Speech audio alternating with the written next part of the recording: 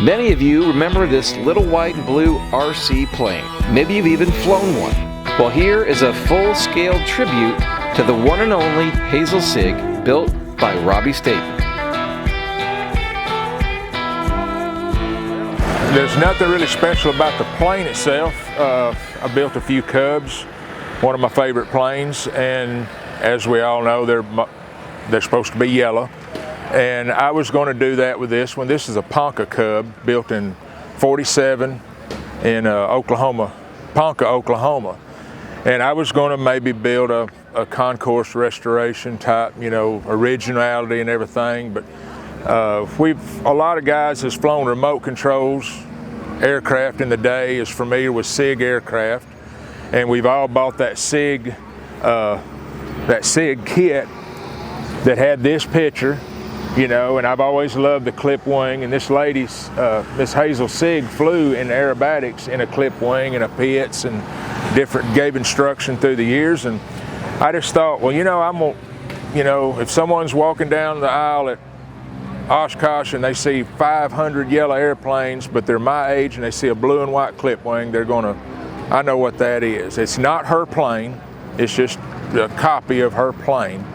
And that's all there is as far as any special part of the plane. You know, I just want to do something different. And how did you arrange the special opportunity to be able to meet her in person and get a signature?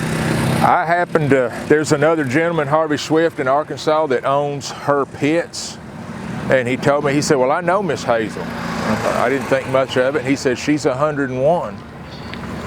So talked to her, told her what I was doing, and I said, hey, at some point I'll come by and visit you and let you see the plane, you know. And she's 102 now.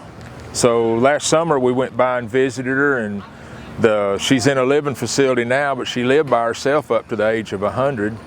And she came down with all of her friends. We spent a couple hours at the airport. She's just as sharp as a tack, great lady. We spent probably an hour and a half just talking about the different things, and she's a great lady all the way around. So this is a clipped wing Cub. What is the real difference between a typical and a clipped wing? This, I went by the Reed conversion, which was the wood spar originally. You basically take off 40.5 inches off the root. You go to the next compression member and you trim out and make your spars all fit. So you're taking 40.5 inches off. You shorten the lift struts. I went with sealed struts on this one. You re-angle your fittings to make all that work. You put a notch in the door so it'll clear. So just a few little items that you change on it, and it gives it a better roll rate. This one's got a C90-8, no electric system. Trying to build it as light as possible. This is still certified. Acme shocks are certified for J3 now, so that let me go that route. I got an MT prop, went through the type certificate language that this would be legal. Some other various things like floorboards. I did field approvals and used carbon fiber. And single coat of paint. I wanted to see how light I could make it but still be shiny.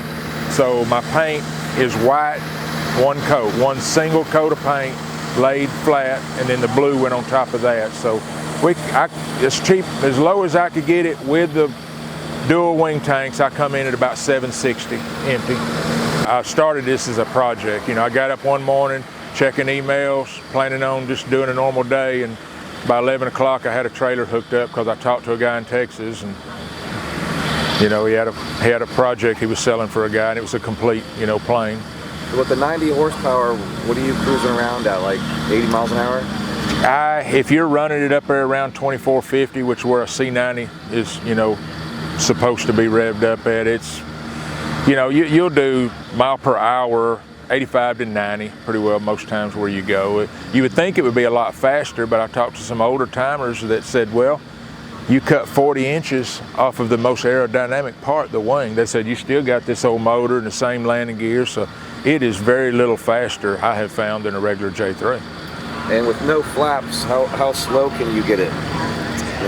It has a tendency to, when you get it real slow over the trees, and as heavy as I am, it falls out of the air, being a clip wing. You've lost enough wingspan that it doesn't do the float. So It's not a J3 as far as landing characteristics. You need to carry an extra 10 mile an hour or so.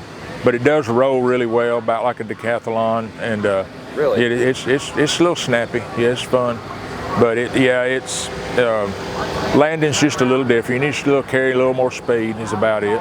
Yeah. Well, I know you've done a couple Cubs now. Was this any different as far as like the timeline? You seem to finish in about a year.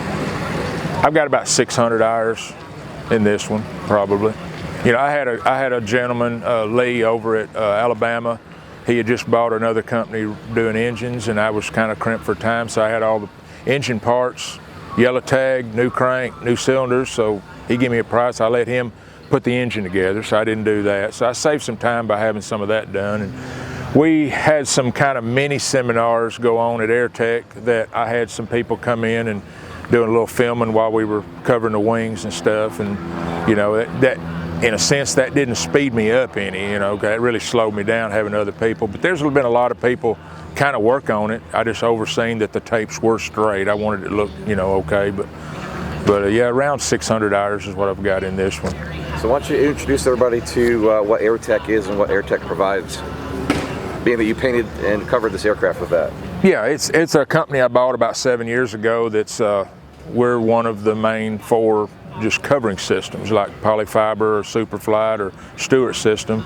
We're Airtech system, and we're all very similar, but we're just STC legal for your certified plane and naturally experimental. We sell the same product to either one, and we sell the fabric, the glue, the primers, everything is PMA'd for covering an airplane.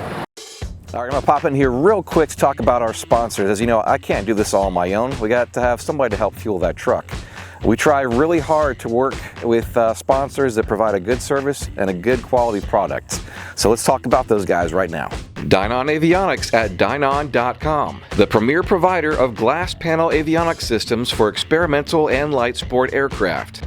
And visit our website at experimentalaircraftchannel.com for new videos and easy to navigate playlists and so much more. Speaking of fueling that truck, if you guys want to join us on our Patreon page, become patrons of this channel, just search on Patreon for Experimental Aircraft Channel. Sign up. There's several different levels, so check that out. Well, it's a urethane-based paint, and you know, it's all about getting your mix right, getting your gun set right, and everything just right. We kind of have the saying, you know, we make paint fly, or the Airtech wet look, you know, having it that look. But in reality, even the other companies, if you do it by the book and get the flow right, they're all shiny. You know, I just feel like we can get a shine with a novice. They feel like they get the shine easy with our company or our paint, and it's all about the flow. You know, the orange peel or getting it thin just right, and it gets to a point that I can help everybody up to a point, but then at some point you have to know how to paint, you know, and I guess I can paint, but I still have problems every time I, you know, start something. So it just happens sometimes. Sometimes it works out great for the guy, and sometimes on his, you know, he's been doing it 20 years and it'll something mess up on it. But the key is just taking your time, you know, neatness when you're covering the plane. The paint job usually reflects everybody in the past, covering, priming, sanding, putting the, you know, if you're messy way back there, the painter can't cover up your problems, you know. So good paint job starts from the very beginning, you know. Okay. So are you still offering classes, and how many times per year are you doing that? I don't have a set time. We just get to a point where we say, hey, we'll do one next month here back in Arkansas, and we'll put it on Instagram or on Facebook, and people call as far as when I do one. And I don't want to have a set date because things work around that, but I just tell them to follow us on Facebook, follow us on Instagram, and like different things so it kind of repeatedly comes in front of them, so that when I decide to put one on, I do a 12-person, 2-day seminar, and it's a lot of information that goes on in those 2 days in Arkansas. And usually when we throw it out there, we're booked by the end of the day. And every time we do it, we go ahead and say, well, since we're set up, we'll do another one the very next weekend. And we usually get those 24 spots filled. So the key is just kind of following and being in touch, and And when people call me, when am I going to have the next one, I don't know, and then I take their name down. And that way I just call them and say, hey, we're doing one. Yeah. Maybe twice a year. You know, we're not set up to do it up here at Oshkosh, because it's one thing to let someone cover a little piece of something or do a little something. We're actually really in depth, you know. Now we don't get per plane in depth, but we get pretty in depth with painting and priming and gluing and everything. You just finished this one. Would you consider, are you going to keep this one, or are you going to maybe sell this one? I like to try to keep one till the next project, and I don't have the pockets to just have a bunch of planes in the stable, so one will get sold before the other one's finished usually. I'm working on a Javron right now, or a semi-Javron experimental Super Cub, kind of like my other one. Thank you to our loyal patrons over at patreon.com, and thank you for watching all of our episodes each week here on the Experimental Aircraft channel.